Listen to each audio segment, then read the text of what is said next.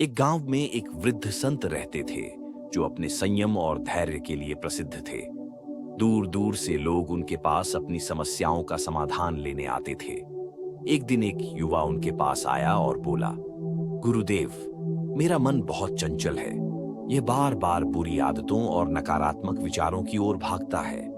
कृपया मुझे इसे वश में करने का तरीका बताएं। संत मुस्कुराए और बोले, बेटा, कल सुबह नदी किनारे आओ, मैं तुम्हें उत्तर दूंगा। अगले दिन युवक संत के पास पहुंचा। संत ने उसे एक कटोरी दी और कहा, इस कटोरी में दूध भरकर नदी के इस छोर से उस छोर तक जाओ, लेकिन ध्यान रहे दूध की एक भी बूंद गिरे नहीं। अगर गिर गई तो तुम्हें वापस आकर फिर से दूध भरकर जाना होगा। युवक ने बड़ी सावधानी से कटोरी उठाई और चल पड़ा। उसका पूरा ध्यान केवल इस बात पर था कि दूध न गिरे। वह धीरे धीरे पूरी एकाग्रता के साथ नदी पार कर गया और वापस आ गया। संत ने मुस्कुराते हुए पूछा, बेटा, रास्ते में क्या तुमने मंदिर की घंटियों की आवाज सुनी? युवक ने कहा, नहीं, मेरा ध्यान तो सिर्फ कटोरी में था ताकि दूध न गिरे। संत ने फिर पूछा, क्या तुमने आसपास खेलते हुए बच्चों को देखा?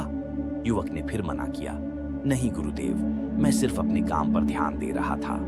संत ने धीरे से कहा, बेटा, यही तुम्हारे सवाल का उत्तर है। जिस तरह तुमने अपनी पूरी एकाग्रता दूध गिरने से बचाने में लगाई, उसी तरह यदि तुम अपने लक्ष्य पर पूरी तरह ध्यान केंद्रित करोगे तो मन इधर उधर भटकेगा ही नहीं। युवक को उत्तर मिल चुका था।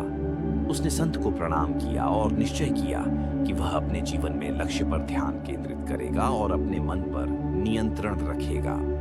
जब हमारा ध्यान पूरी तरह अपने लक्ष्य और अच्छे कार्यों पर होता है तो मन स्वतः ही नकारात्मक विचारों और भटकाव से बचा रहता है। अपने विचारों को सही दिशा में लगाकर ही हम अपने मन को काबू में रख सकते हैं।